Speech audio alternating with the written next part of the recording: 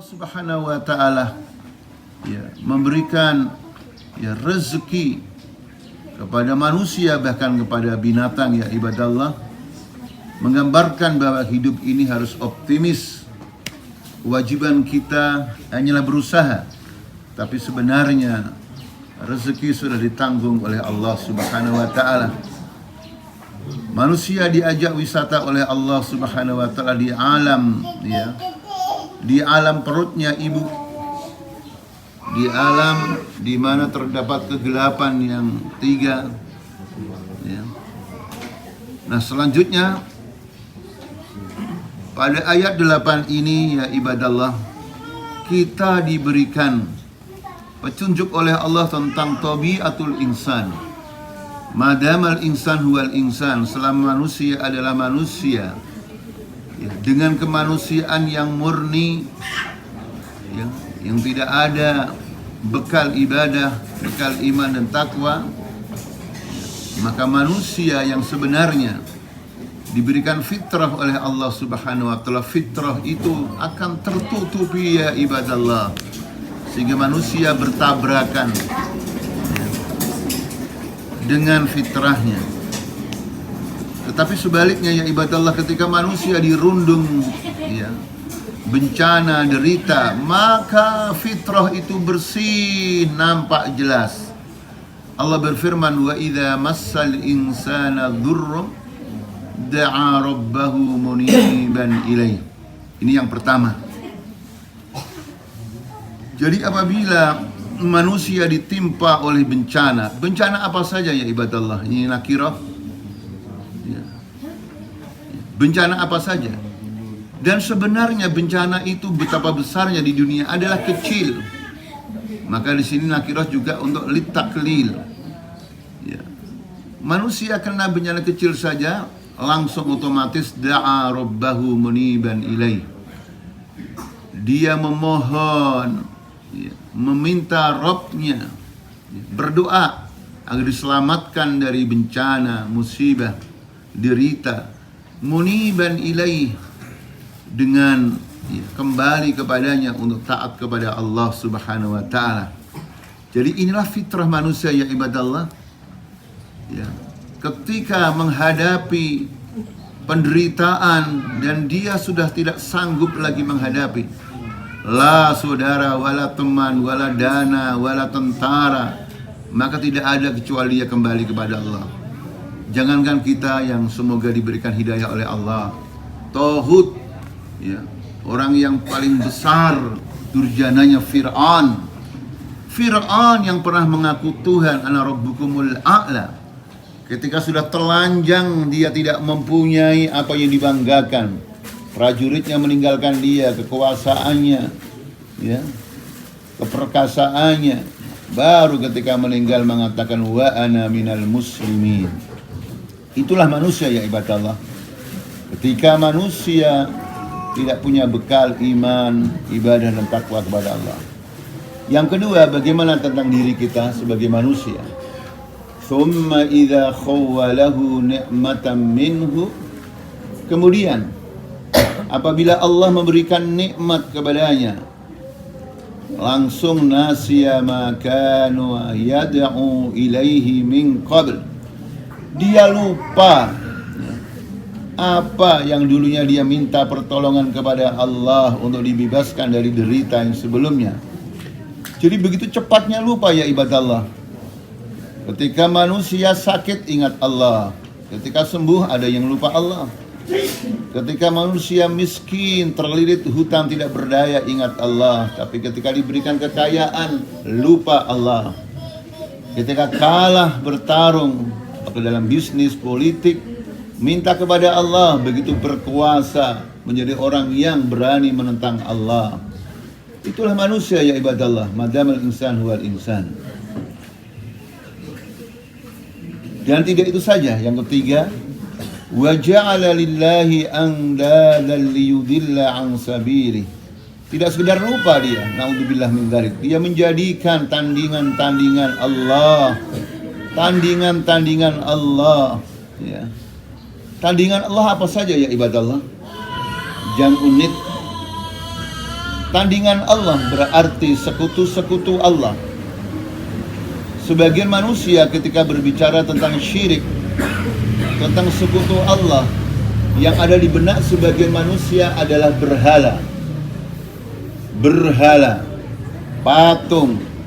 Itu jahiliyah yang diketahui di zamannya ya ibadallah. Tapi sebenarnya tandingan-tandingan Allah sepanjang masa bisa berupa ya ibadallah apa saja. Bisa aturan undang-undang yang dicintai, yang dikagumi, bisa tokoh yang ditakuti, juga yang ditakuti, bisa harta yang disenangi dan juga ditakuti. Bisa apa saja, bisa suami, istri dan anak ya ibadallah. Intinya semuanya itu adalah syirik, nid sekutu Allah. Ini yang harus kita waspadai. Jangan sampai orang merasa di zona aman mentang-mentang tidak menyembah berhala. Naam, berhala dari batu tidak dia sembah, tapi berhala bernama kekuasaan, harta, ya, kekayaan, figur yang tokoh yang dia kagumi. Lupa bahwa itu intinya adalah syirik. Maka akhirnya syirik dalam bentuk apapun akhirnya melahirkan dhalal, liyudilla an sabil, agar tersesat dari jalannya. Dan ingat sabili, jalan Allah cuma satu. Siapapun orangnya ya ibadallah yang tidak mengikuti jalan Allah yang satu pasti dhalal. Jangan sampai seseorang mengaku dirinya seorang muslim. Jangan sampai ya sebuah organisasi golongan mengaku muslim tapi mengikuti jalan selain jalan Allah pasti sesat. Famadza ba'dal haqqi illa dhalal. Selanjutnya bagaimana Allah melihat manusia yang seperti itu? Maka kul katakanlah, tamatta bi kufrika qalila. Katakanlah bersenang-senang kamu wahai orang kafir sebentar saja dengan kekufuran kamu. Ini jawaban ya ibadallah. Sebagian masyarakat sering bertanya, wahai saudaraku, wahai Pak Ustaz, kenapa? Ini siapa nih menyanyi? Masya Allah.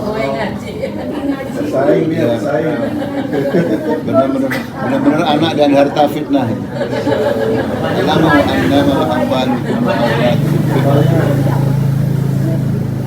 Qul tamatta' bi kufrika qalila. Sebagian masyarakat bahkan orang terpelajar saja ketika kita bicara seperti ini jawabnya apa? Tetapi Pak, negara-negara kafir hebat, negara kafir kaya, teknologinya hebat. Maka jawaban Allah, qul tamatta' bi kufrika. Ya. Katakan bersenang-senanglah sebentar dengan kekufuran kamu itu. Dengan bahasa yang lain itu adalah istidrak, sanastadrijuhum min haitsu la ya'lamun. Kenapa Allah selalu mengatakan qalil ya ibadallah? Karena tabiat kesenangan di dunia ini, seluruh yang ada di dunia ini adalah qalil. Umur manusia betapa panjangnya, ratusan tahun, ribuan tahun, tetap qalil. Bahkan umur seluruh anak bangsa, ya, umur seluruh manusia di dunia adalah qalil. Harta, benda, jabatan, apapun kesenangan adalah qalil ketika dibandingkan dengan ayyamillah, hari-hari Allah di akhirat yang selama-lamanya. Hafizakumullah. Maka Al-Quran cara menjelaskan tentang dunia dan isinya dengan kata mata. Karena mata itu maknanya kullu ma yatamatta'u bihil insan thumma yazulu qalilan faqalilan. Jadi mata itu sesuatu yang disenangi. Kita semua senang. Kita senang punya mobil bagus, mobil Lamborghini, mobil ya apa namanya, bolu gini, roti gini, kita senang. Tetapi ingat ya ibadallah, itu sebentar, setelah itu kita berpindah kepada kesenangan lain. Itulah karakter daripada dunia. Hafizakumullah. Makanya kita tidak boleh menjadi budaknya dunia. Dunia harus kita jadikan sekedar wasilah untuk membangun akhirat kita yang abadi.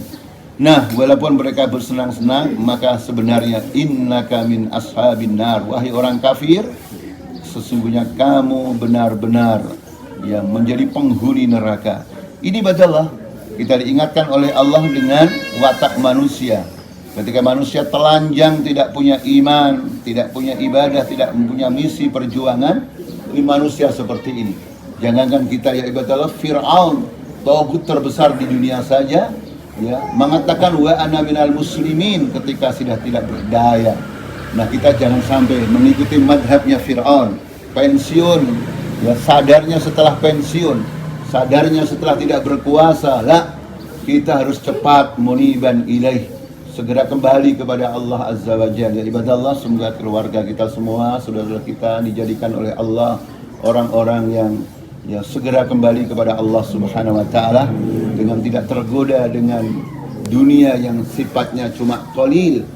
Karena itulah dunia tidak bisa dibanggakan, walaupun dunia penting dalam rangka bekal untuk kehidupan akhirat kita. Ibadallah, ini saja yang bisa kita pahami.